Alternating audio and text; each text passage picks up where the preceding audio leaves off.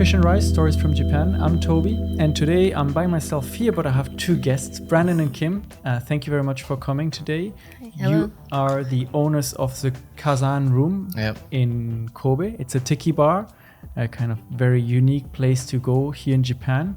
And we want to talk more about tiki and owning a bar a little bit later. But first, I want to hear a bit more about you. Could you introduce yourselves, where you're from and what brought you here? Sure. So my name is Kim. I'm from San Diego originally. And then we moved out to Portland together. That's where we were living before coming to Japan. And I was an English teacher there. So I was teaching English to junior high school students. Okay. And at home, we've always been making tiki cocktails for a long time, and making our own ingredients at home and kind of just getting more into the cocktail culture. So. And my name's Brandon. I'm 37. I grew up in rural Illinois, Midwest America. Moved out to San Diego where I met my wife Kim. Went to university there. And then we found ourselves in Oregon. I went to grad school in Oregon as an architectural historian. And then we ended up moving up to Portland, Oregon. And I was practicing there for about 5 years. And Kim was teaching English. And so that's a little bit about our background. So how did you two kind of end up moving from San Diego to Portland and then to Japan? Like, what's the connection between being in architecture and teaching and like moving to Japan?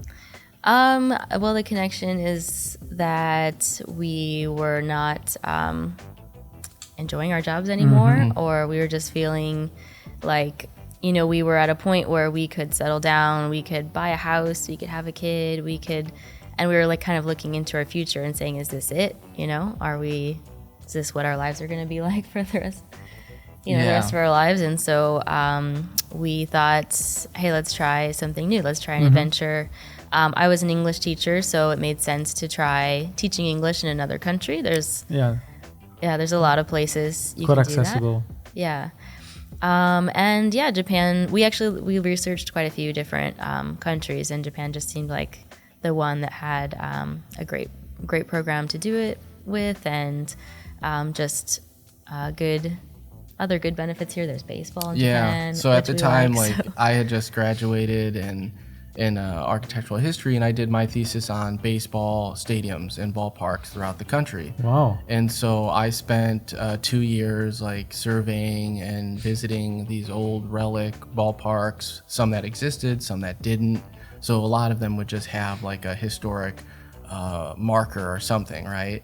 And so I thought, well, how great would it be to do this abroad and kind of combine this approach to preservation from maybe Japan or Mexico or Italy, wherever, because we were thinking about teaching abroad anywhere. And so my agenda was originally that, like, well, I could go and continue my studies and then maybe return and work on my PhD.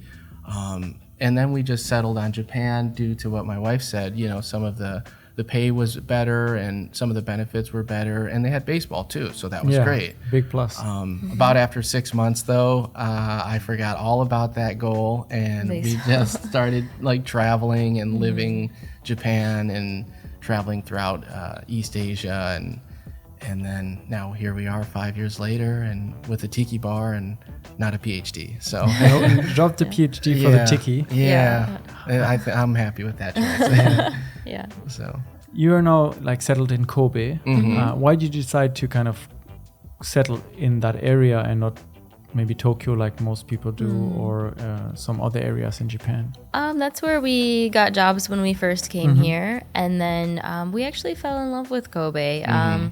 It's, for one, it's a good place. It's a good hub to travel to Osaka or Kyoto, which are great tourist spots. And Kobe itself is a bit smaller than those big cities. It's a little less touristy. But it's the people are more likely to speak Japanese to you and more likely to just treat you like you're a local. Yeah, we really like that. So we like that about Kobe. And, Kim's also not mentioning that before we opened the bar, we also had our first child, and his life is in Kobe, and he's enrolled in school, or Hoikuen. And we have people there too that are really nice and kind to us, and we really just have a community. And so it was tough to move, period, but it's also tough to move and have to restart everything. And so given what Kim was saying about how much we liked Kobe already, and then just the investment in our life and our son's life in Kobe, it just made perfect sense to continue to invest and, you know, set anchor in Kobe. Yeah, once you have a community, I think this really like kind of, these are the roots to a place more than anything else. How, so you traveled a lot and then you decided to open a bar. And not just any bar, you decided to open a tiki bar. You said before that you were already back in San Diego, kind of making some of your own cocktails at home. And like, where did this interest for tiki start? You want to take it? Yeah, I'll take it. So we were always into cocktails as young adults, and it was in vogue in America around 2010, 2015. The craft cocktail scene really exploded. And in Portland, Oregon specifically has a great craft cocktail scene. And so we were introduced to some really great cocktail bars just by living and working as young adults in Portland. And then we went to Hawaii and we started drinking these tropical cocktails, and we had a great vacation, and we were traveling with the beaches lapping and waking us up in the morning, and we just really loved that culture.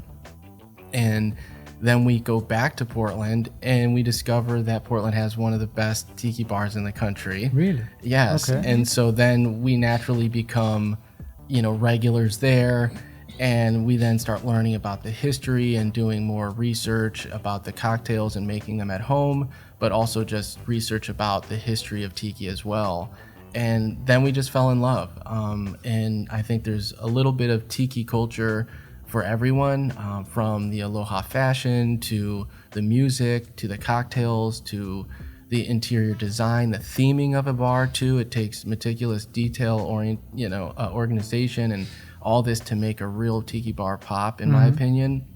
And so it just snowballs into a fun lifestyle. So that's where we kind of went from just novice, appreciating cocktails to then like living this tiki lifestyle of like making drinks, buying clothes, going to bars. There's a rich history of tiki as well, which as a historian, I think Brandon was really drawn to the history side of it, and I was drawn more so to like the cocktail side of it. And it's like a good combination, right? Yeah, you need that. You mentioned tiki lifestyle, so that we are all on the same kind of page. The image people may have of tiki might be, they have these like specific mugs and maybe kind of Hawaii. Yeah. But what exactly is tiki, if you have to like phrase it in just a short paragraph, if you'd have to describe it to someone who doesn't know what this is about? Well, I guess there's a difference, because it could be describing a tiki bar, or tiki, like the word, the meaning and where it's derived from, or tiki culture as we've also been talking about it. So each one has its own definition. I think a tiki bar is a tropical themed bar specifically to the South Pacific and Polynesian decor, with rum-based drinks, such as a Mai Tai or a Zombie. And I would say accompanying music, which would include lounge, exotic music of the 40s and 50s.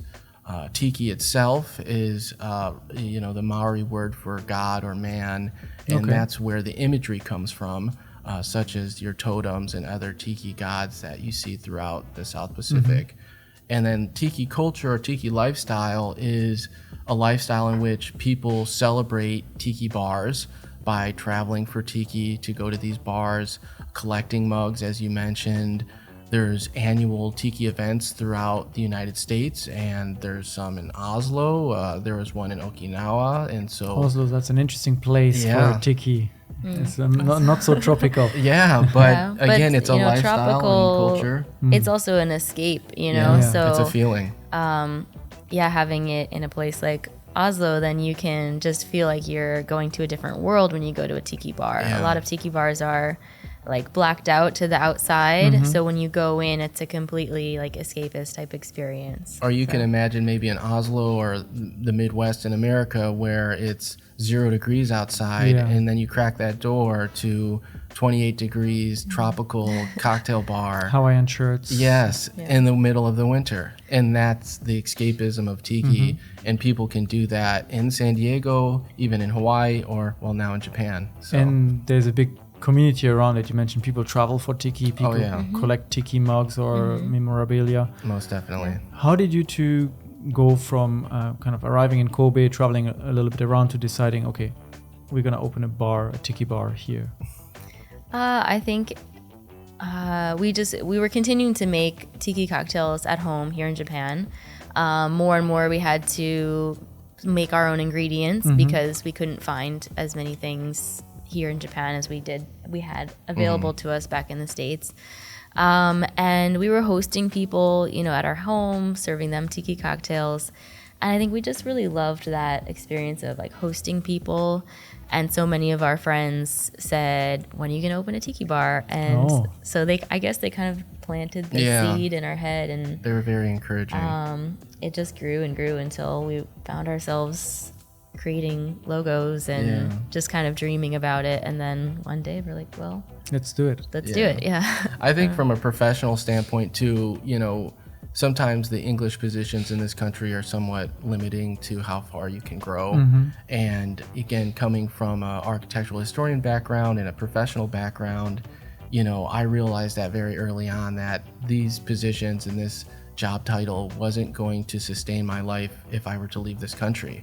And so we thought to ourselves, well, what can we do in this country that could allow us to gain new skills and even bring and elevate our professionalism in something different that we could take home with us or anywhere. I mean, owning a bar and being a bartender, I could work almost anywhere. And same with teaching, but still, I just thought, I'm 37 and, I don't know how many more times I'll have to reinvent my life, at least at this kind of capacity.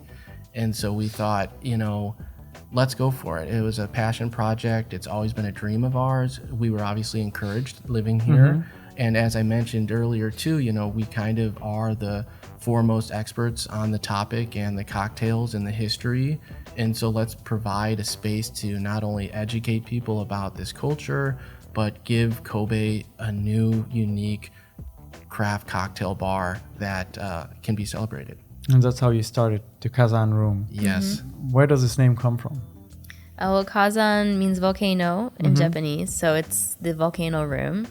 And volcanoes are kind of synonymous with Tiki. You think of islands having volcanoes and, tropical places. Yes. So, it was Brandon's concept from the beginning. Yeah, that...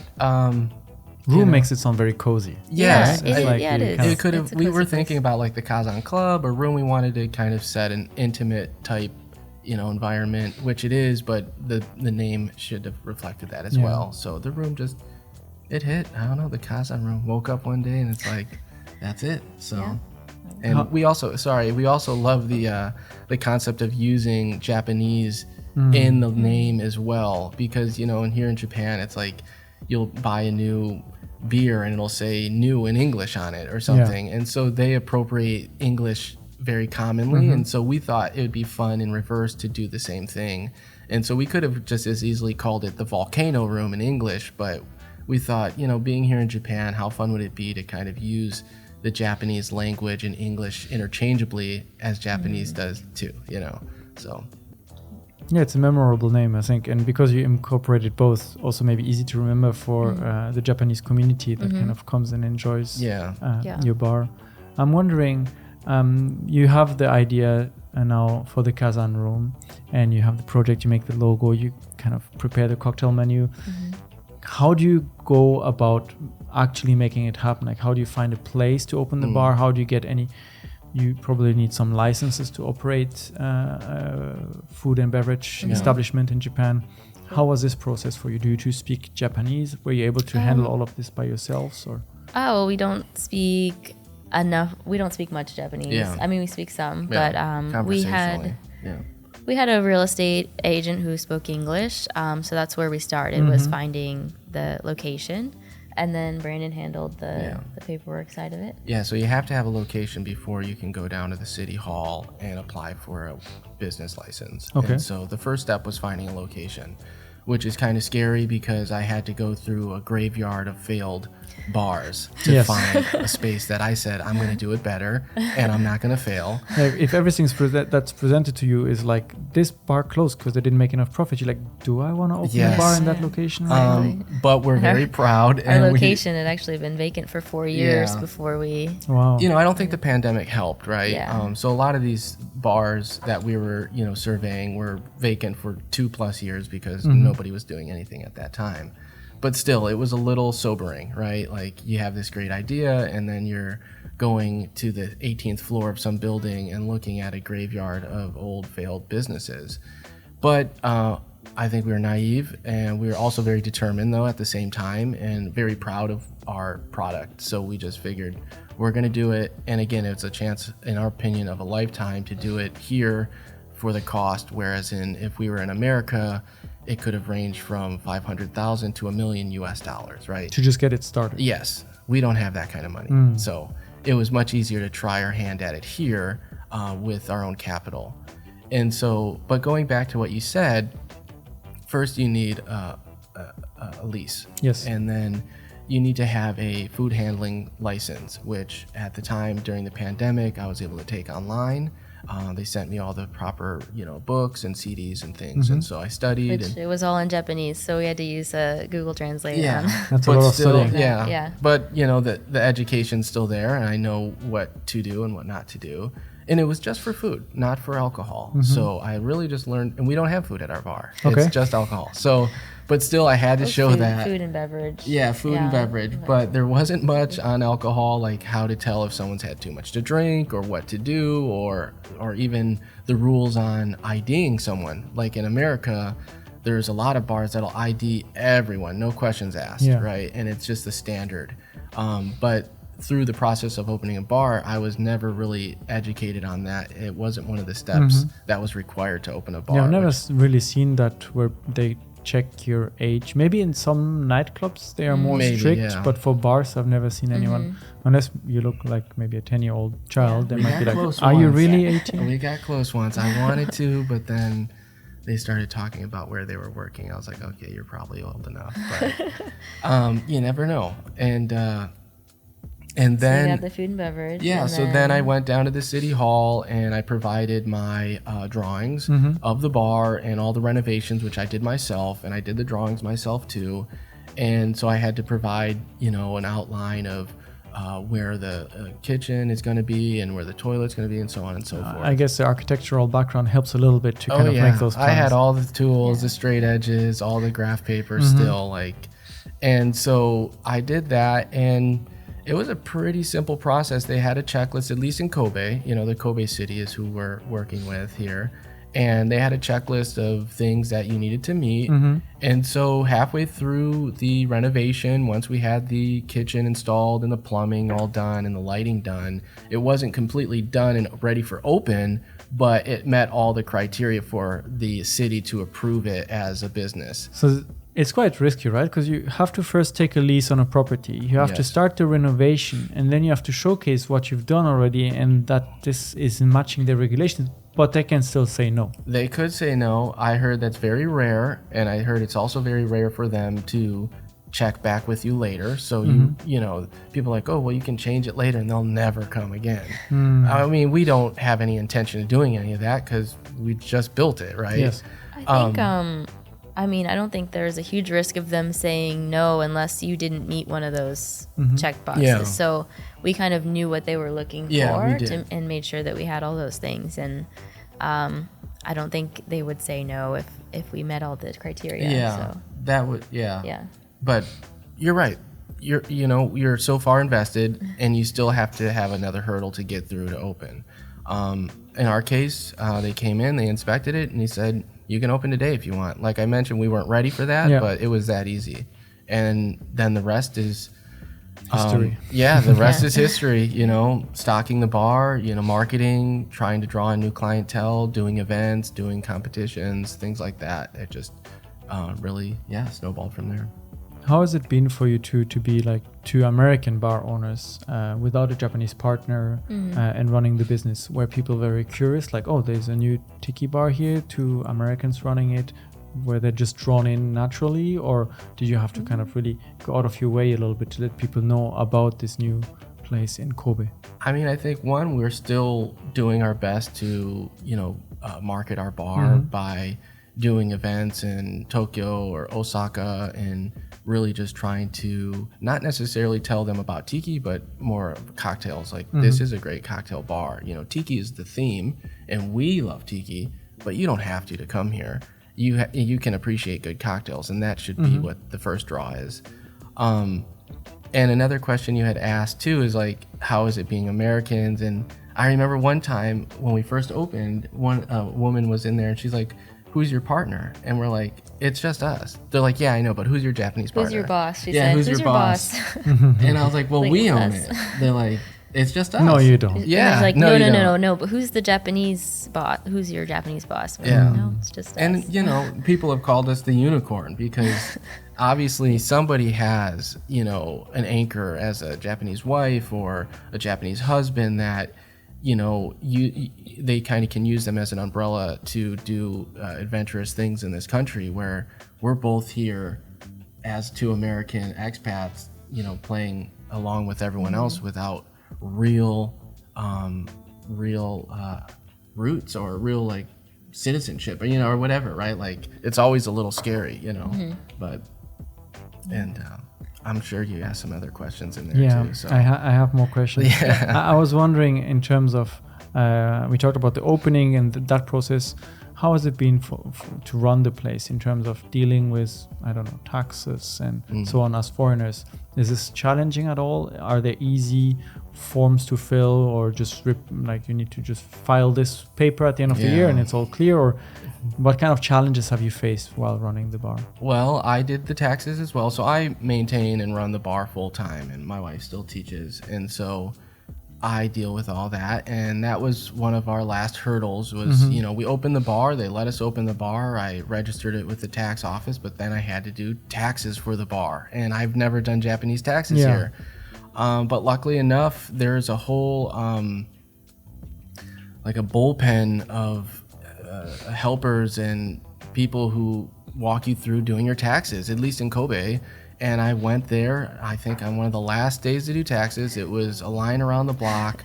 But once I got there with my books, my accounting books and all of my other documentation, we just went through it, and this was for uniforms, this is for, salary, this is for all that. And it's all broken down. And I had already compartmentalized all those costs from our accounting books prior to doing my taxes. And then they shuttled me to the next person and to the next person. And to the next person. Yes. And so you know how it goes. And so I'm just like, is this right? Is everything okay? And I get to the end, I'm like, I'm done. I was like, this is it. Like, I've done my taxes. And they're like, yeah, you're done. Like, everything's fine. And that was it. And then sure enough, they cut me a check, and I'll be doing that next year too. A lot of assistance in Japan like that. When you go down to the city office or those government offices, there's language assistance, and there's, I don't know, did you do it in Japanese though, or? We had someone who helped in English, but even at times, again, it's just the bureaucracy of it all. If all the paperwork's filled out and I have my residence card and my business license, then they kind of know what to do, right? Like, just fill in here, and a lot of times they're just like, let me do it, It's kind of magical how it happens sometimes, even for regular paperwork, right? You go to the city hall, I need this document, okay, fill this, and then they just do everything. Here's your document. So you manage the business side of things, and you are more in terms of the cocktails and mixology and developing the menu. So Tiki is maybe not something that's that big in Japan. And you mentioned at the beginning you're one of the very few bars that have a Tiki theme here. So how do you decide on making a product or making a menu that authentically reflects Tiki culture, but also maybe matches the local market, so that you kind of get the best of both? Yeah. So the majority of our cocktails are like very authentic tiki cocktails, and we were thinking and hoping that the people here would just like experiencing this new thing and really love it.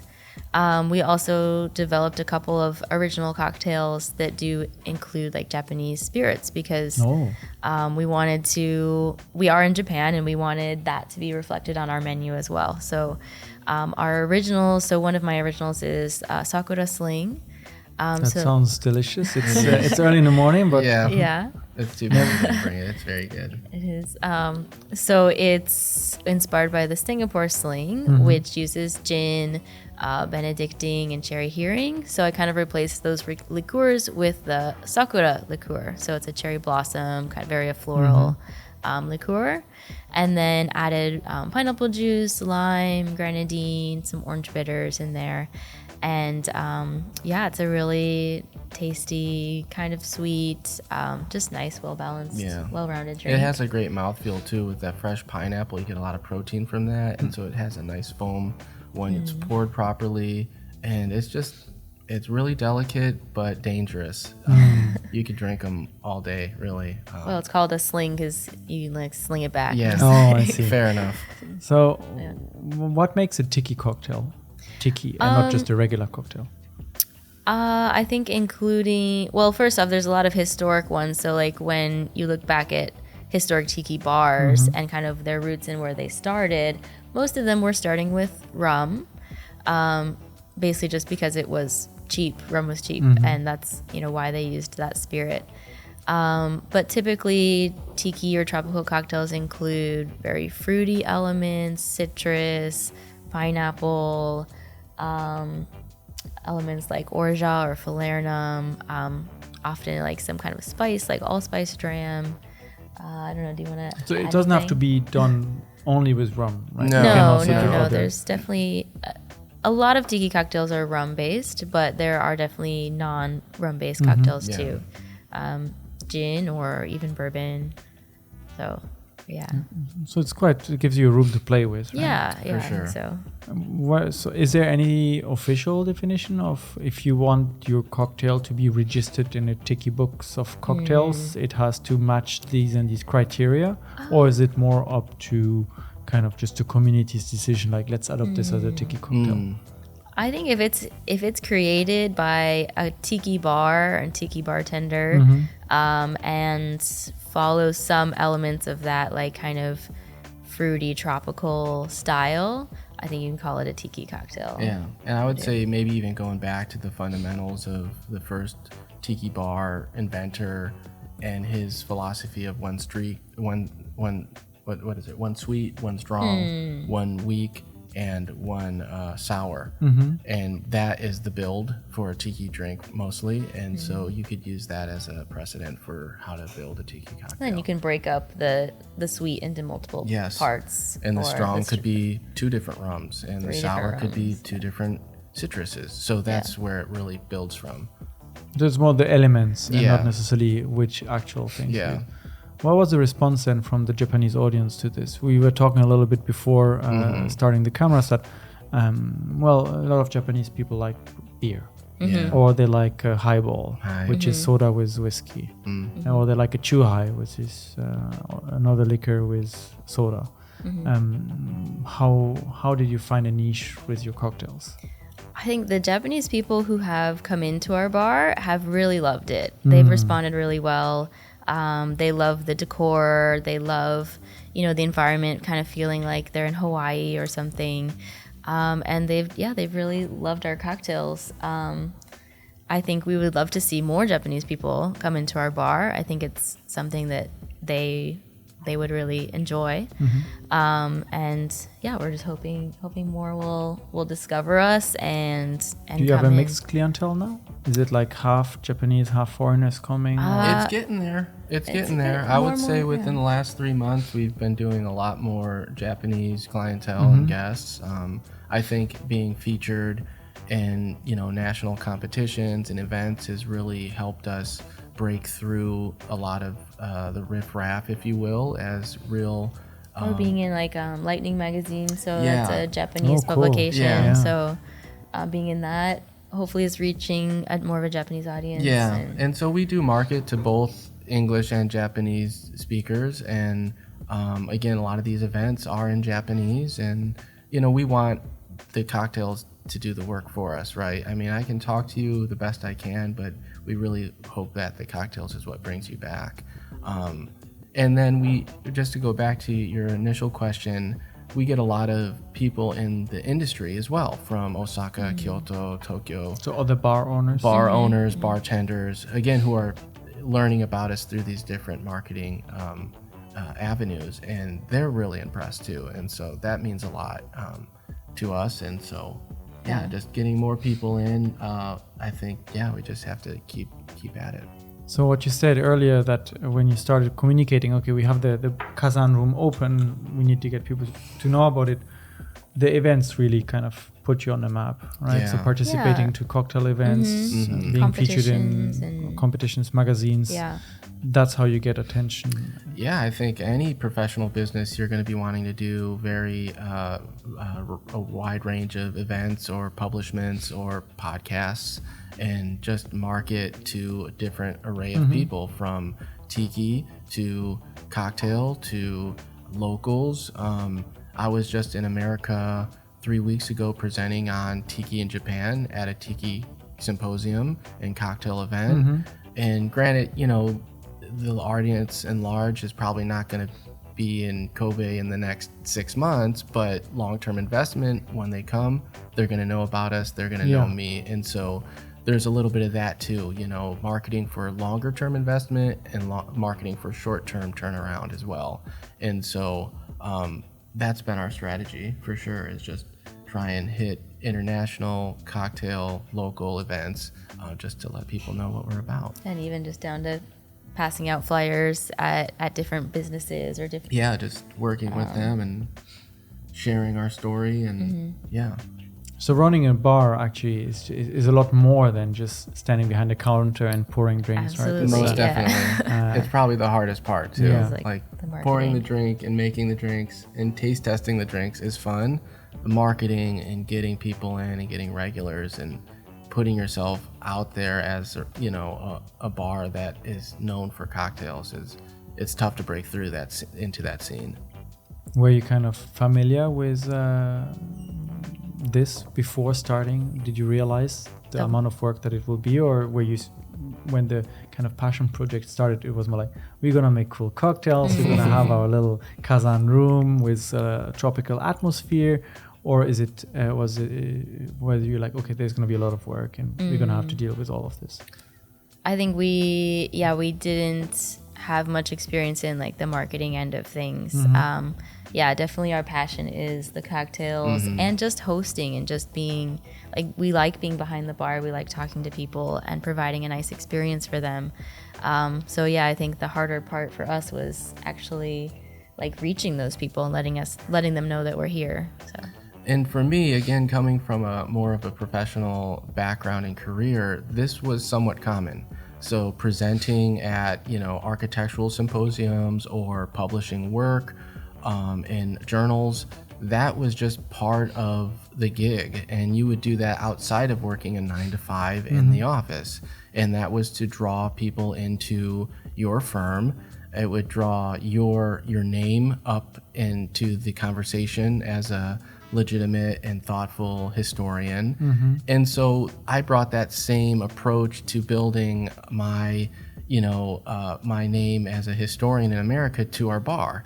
And so those were the first things I wanted to do. I was like, well, we need to start writing articles about Tiki in Japan and having them published in different magazines, or we need to present and have original content and original contribution to the community that we're asking to come participate with us as well. Like, you can't just be in isolation, right? Yes. You have to give, and you have to know what you're talking about.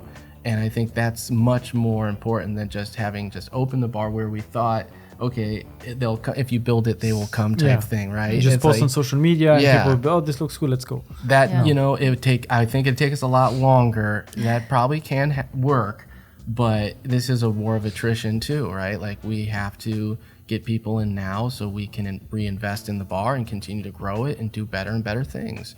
And so was my approach, was like, and then the competition in Tokyo, I thought it was a no-brainer too. It's like, you've got a great cocktail in the Singapore Sling. What's the worst that can happen? You have to apply. We have to contribute to the cocktail culture here in this country. And so by applying to these competitions and these events, it's not lottery based, but it does have a level of being vetted. And so again, just getting those have really helped us out. And but I think it's because the drinks are good and they don't care if we're tiki or Prohibition era cocktail bar or beer bar. It's whatever. It's like the drinks speak for themselves, and so we just need that platform. And so how does this kind of cocktail competition go? What's the process, and what do you have to do? I'm kind of interested in coffee myself a lot, and I know there's like barista competitions. How is it like for cocktails? So first I had to submit my application with my cocktail and the ingredients or specs on the cocktail in advance. In this particular case, they wanted all Japanese ingredients, so I modified my cocktail a little bit to make sure I was using all Japanese-based spirits, which I think actually improved it. I used a really nice gin that had some mikan in it. Is it the Komasa gin? Komasa, yes. Yeah, so it was really delicious. So I sent those specs in advance, gave them a little description about the inspiration for the cocktail. And then, they invited me along with 9 other women. It was a women's only competition. Cool. Yeah, so we went up there to Tokyo. They paid for everything, like my transportation and accommodations to go to this event. When I got to the event, it was definitely like busier than I expected. As soon as I got there, they're like, okay, go like change your clothes, get ready.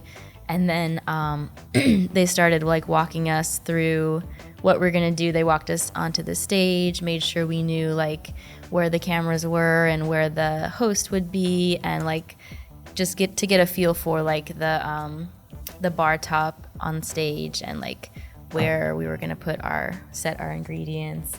We all kind of got to like walk up to it and just feel the height and get a sense of it. And then I was actually first, so that made me really nervous. Yeah. I walked in and they're like, okay, you're going first. And I was like, okay. This is their first competition, by the way, too. So it's like your stage first. Fright. Yeah, a little stage fright. You don't even know what the cadence is of anything. And so going first, I had to like get all of my stuff set up on stage before anything started. And then went backstage. They're shuffling us around backstage and giving us like a little speech or presentation about the competition. And then I had a translator there just for me. Because that's very nice of them. It was nice, yeah, because everything was in Japanese. Even though it was an international bar show, and so they actually told us to speak in English for the competition, but I think everyone pretty much spoke in Japanese. And then let's they had just say she was the only English-speaking contestant. Yeah, and so it was nice. I had a translator to like help me understand everything. So you made your cocktail for that competition, but I assume the other participants made their own cocktails, which are different. Yeah, exactly. How does the jury then decide which cocktail was best, since it's not the same, right? Let's say you have one specific coffee and everyone has to do the same or brew the same coffee. You can judge, this person brewed it too sour, this person brewed it too bitter. These aromas how does it work for a cocktail? They didn't give us the criteria for this particular competition, but I think that some others competitions I've looked at say they judge on one, the taste of the cocktail, the presentation or look of the cocktail, and then the bartender's technique, their style, their explanation of it. So it's kind of the way that you present yourself and the cocktail as well. And then creativity, I think, is one, being original and having something unique and different. So how did it go? Well, I didn't win. They didn't give us any kind of ranking. There was just one winner, and the rest of us were... but it's still a really nice experience. It was a great experience. I got to meet a lot of nice people up there. Everyone wanted to come talk to me. I felt like a celebrity at this bar show. I talked to one of the judges afterwards. He said he really liked my cocktail, so I took that compliment. What's the name of the cocktail? The Sakura Sling was the one Sakura Sling, still available. Yeah, the one we've been talking about. Yes, it's still available on our menu. It's that good. Yeah. But no, she was also the first tiki bartender to compete in Japan. Sure. And I mean, again, we're bringing this culture here, I guess, for the first time in English, and we're trying to do it at a level that's competing with bars that are anchored by 5-star hotels. And to be invited to be on the same stage and do other events, and we have other events planned for the rest of the year, it's been really great because it's not just tiki, it's cocktails, and we've been really fortunate that people are taking us seriously.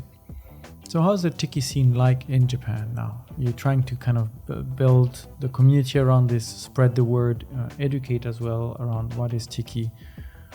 How is it like in Japan now? Well, to begin, there's only 4 tiki bars in the country. There's Trader Vic in Tokyo, and so if anyone's familiar with Trader Vic, there's one in London and Munich, and so it's a chain. Yeah, it was originated in San Francisco in the 40s. Yeah, but Trader Vic's is one of the original pioneers of tiki, so it's a very famous chain in the tiki brand. And historically, he anchored his restaurants and bars with Hilton. So in the 40s, 50s, 60s, 70s, he was putting up Trader Vic's around the world. And there's a bunch of them in the Dubai, Mideast, for reasons I don't know. But there is one in Tokyo. And then there's our bar in Kobe. And then you make your way down to Okayama, and there's a tiki bar called Tiki Bar Headhunter by a Japanese man. And then down in Okinawa, there's another chain called Sam's by the Sea, or Sam's Maui. Each little franchise has their own take on it. And this was invented by an American expat in 1974, a former military man who tried his hand at restaurateuring, and he opens a teppanyaki/tiki/Trader Vic style restaurant, Polynesian decor. And it's still there, so it's almost 50 years old. Same with the Trader Vic's That's Tokyo. quite long for a restaurant, So obviously tiki is a thing in Japan, and it can sustain. However, the cultures are different in that, at least at the one in Okinawa, it's more of a tourist destination. It's almost a rite of passage. When you go to Naha, you're going to go to one of the Sam's. As I mentioned, there's like 6 right there on the main street. Oh, 6 of them in Okinawa? Yes. Wow. And so you're going to hit one of them at some point. And the drinks are a little sweet, a little sugary, and they don't participate in the tiki culture like you mentioned. We're trying to educate and bring tiki out of Japan. So how about the tiki culture in Japan in general? Yeah, well, I think it doesn't exist necessarily because there's no place to celebrate it, and we're one of 4 bars. So we know there's a lot of tiki crossover, people who are into Americana or rockabilly or exotic lounge music or aloha fashion or rum. These are all things that play a role in the history of tiki in America, and that all play a role in tiki culture. It's just, where else would you have gone? And this is the Kazan Room's the first tiki bar in Kansai in the last 30 years. There used to be one in Osaka, but still, like, if you want to celebrate in that way, it's really difficult to find a place to do that. And so again, going back to what we were talking about marketing, we really just need to continue to market in Japanese and really connect these links, which has been difficult, but I think that's the best way to describe it, is that it's there. It just, the dots need to be connected to that. This is your third place to party. I think there's a lot of things about tiki culture that Japanese people would like. Yeah, that too. When they get into a hobby, they enjoy getting in, like, people who like Americana type things. They like the fashion, and they like going to events and the music. And so I think there's a lot of elements with tiki to enjoy and to get into as like a hobby. So I mean, it's much easier to be celebrated in America when you have annual events once a month almost all year round, from Florida to Texas to San Diego to Portland, and you can really live that lifestyle. Where here in Japan, you have 4 bars, maybe an event every blue moon, that isn't necessarily identified as a tiki event, but it more or less is. And so it's just tough branding that way from scratch. And so I think that's our biggest challenge. So tiki is like kind of inspired by Polynesian traditions, but also very popular in Hawaii, if I'm not mistaken. And from something that came on TV not so long ago, I think Hawaii is like the second most popular tourist destination for Japanese tourists. Yeah. So they are somewhat familiar with, they've seen it, they've experienced it, a lot of them. Why do you think there's not more maybe Japanese people trying their hands at starting a tiki bar here? We were talking off camera a little bit that a lot of Japanese have traveled, for example, to Mexico and come back to Japan, fascinated by Mexican food culture and open Mexican bars and small taco restaurants. Why not more tiki? That's a great question. I don't know. I mean, you'd think it would happen so naturally, as you just mentioned. There are some like Hawaiian cafes, more so we've seen, like, which is a little different than tiki, but I don't know why. Yeah, and it could be I don't even want to speculate. We can't, I don't know. Yeah. You mentioned that you have a lot of events in the States. Are you trying to make an event yourself? So try to make your own tiki convention at the Kazan room once a year and kind of bring everyone together to Kobe? Not at this point. Yeah, not at this point. Probably not at the Kazan room either. It's only 16 seats. So, but I do think of that, and I think we could really work with some great DJs or local rock bands and, kind of have a dress code, aloha shirts or floral dresses for women and, and pull out those people who are doing Hawaiian style restaurants or doing Hawaiian cafes to come and celebrate a little bit more of a wide range of tiki and Hawaiian and American culture. I'm sure it'd take a lot of work to organize. There are a lot of work. Yeah, and we're still just trying to, power through with, establishing our bar. In the U.S. too, these events are so popular that as soon as the tickets go on sale, they sell out like immediately. And they're quite expensive. I mean, you can spend like $500 to go to the event just for the tickets to the event for, the weekend. And then on top of that, you have to get hotel accommodations and so there's a lot of moving parts in an event like that.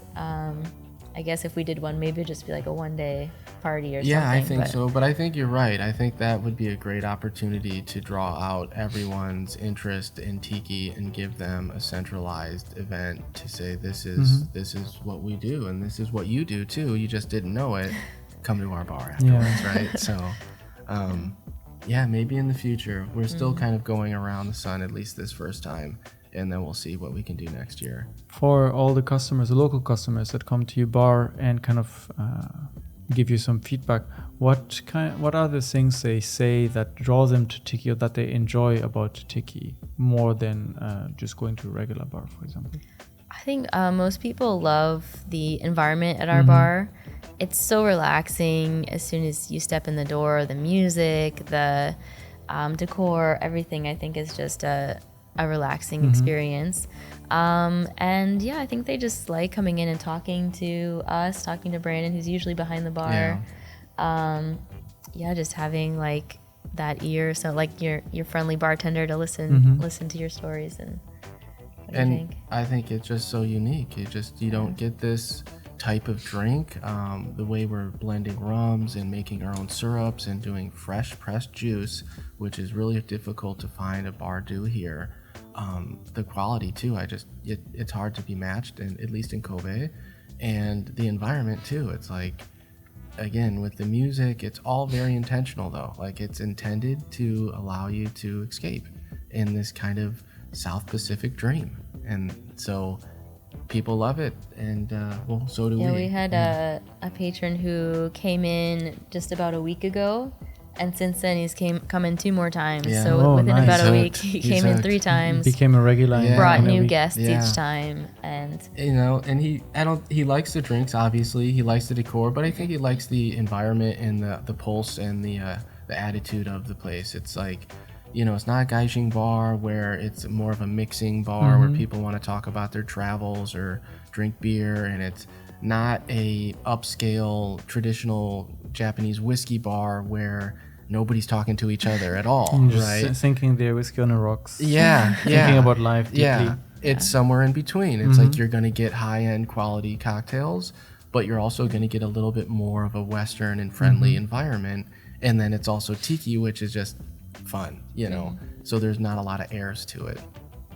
To both of you, what will be kind of one of the most fond memories you have from this journey you've been on, from this creating the idea, opening the place, and now I actually realized I didn't ask, when did you open the Kazan room? Last November. Last November. So it's like not even going to the first year anniversary. So it's quite recent. So what was one of your kind of most fond memories on this journey?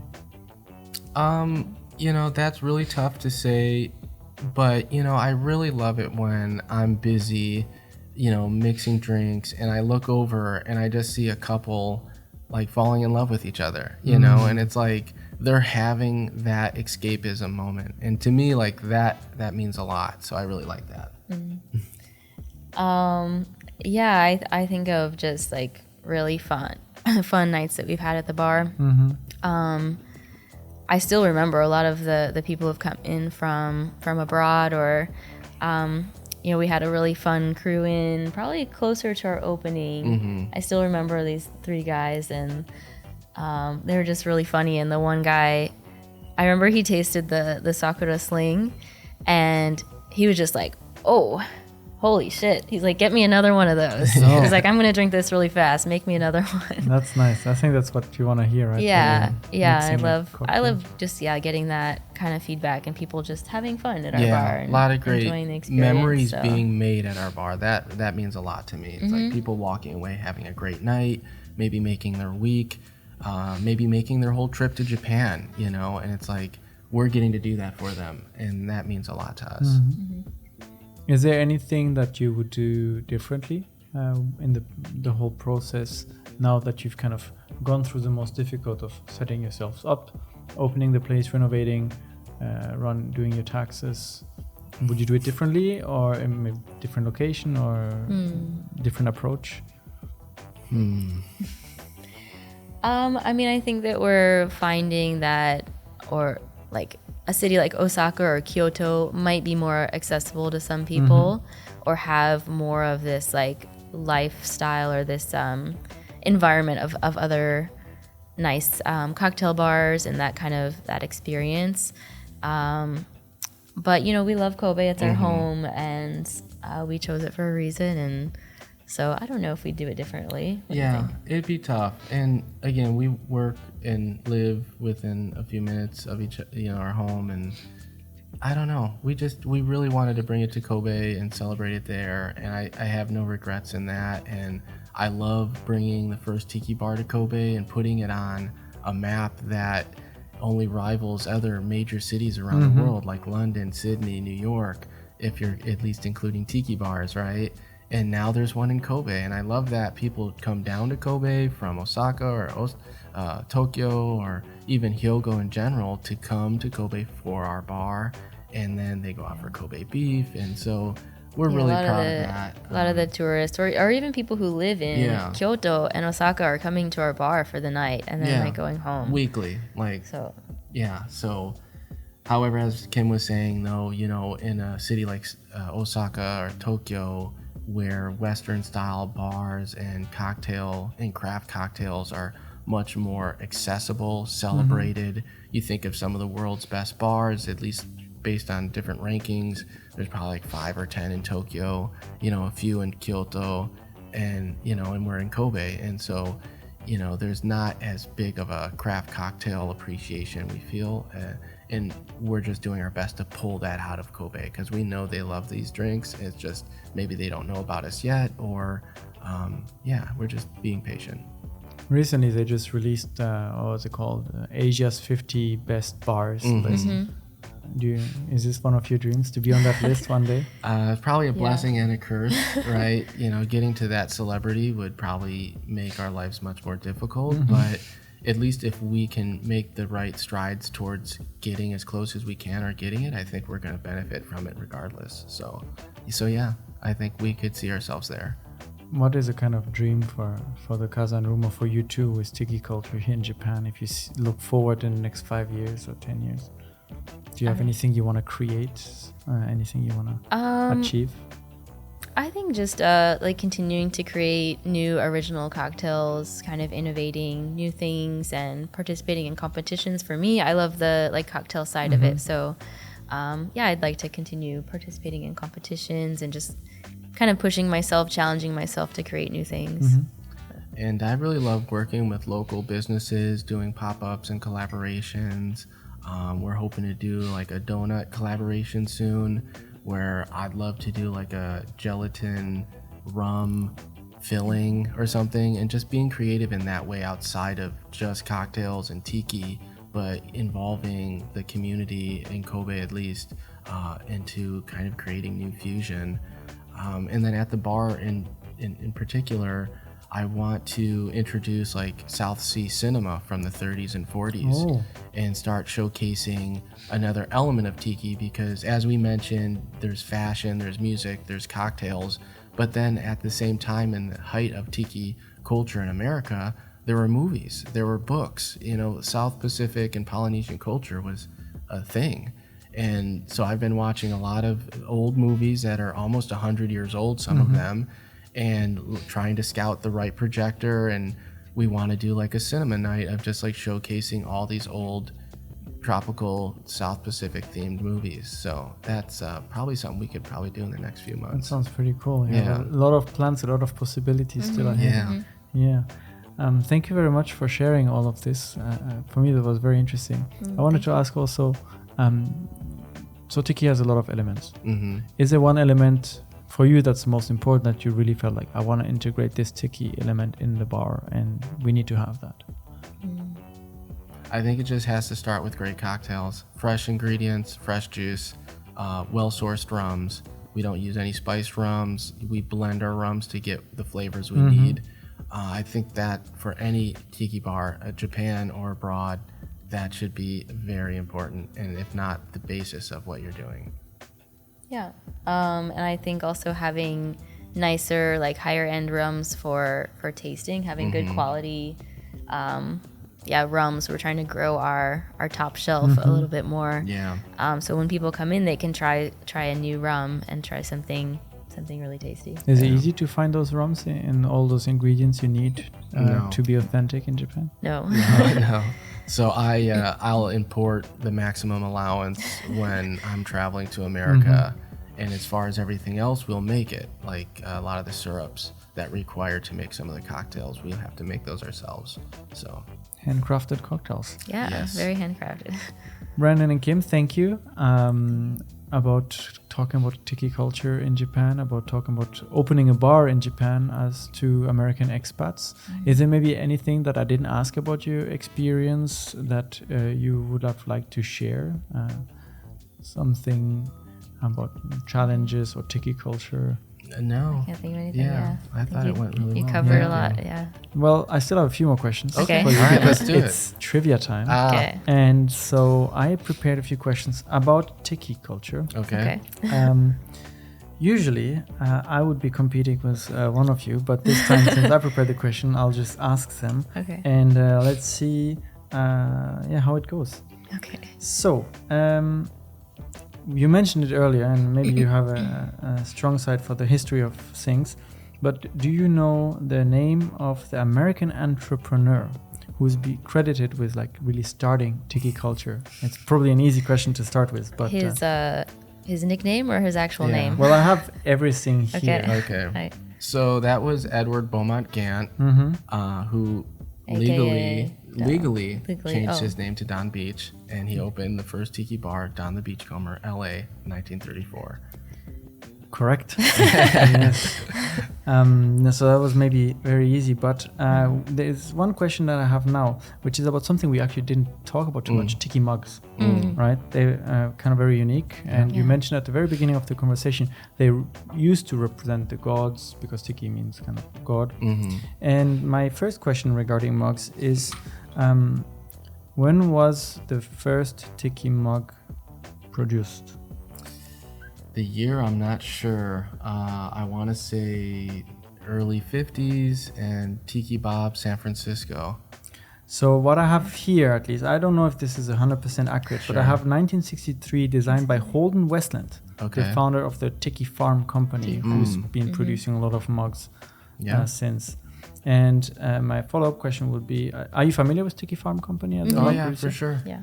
Do you know how many mugs he's produced? Total? Yes. Over his... Not the amount, but the amount of like types. like different types? Oh, hundreds. Yeah, really. I don't know. I mean, it's a little bit more than that. Yeah, I would say, I don't know, 10,000. So the number I have here, according to their website, is 2,000. Oh, okay, yeah. 2,000 different cells. It's quite a lot still. We have mugs, by the way. Yes. We didn't cover that. So. Oh, yeah. What kind of mugs do you have at well, we have, first we have glassware with like our kind of rock wall print on there. And then our mug, well, you can talk about it. Yeah, so our house mug. So our bar now has a mug that you can buy as a souvenir. Oh, nice. Like you would at any other tiki bar around the world. And so it's a riff on a canned cocktail in Japan. So it looks just like a canned Chuhai or highball, but it has all of our original branding to it. So instead of Suntory, it's the Kazan room. And we use a great American artist who does these by hand, and he uses a rusted glaze so it feels like an old rusty can just washed up on shore. That's really cool. And so next time anyone's in, just ask about it. So we'll have to come check that out. Yeah. There's an iconic tiki restaurant that has opened in 1956 and is still running today in the United States. Do you know that place? It's, as a hint, it's in Florida. Yeah, that's the Mai Kai. Correct. Yeah. It's actually temporarily closed now. They're doing renovations, but during the pandemic it closed, and then they decided to double down and do a bunch of new renovations. And so it'll be opening soon. Yeah, really excited. Know the guy who's doing the renovations too.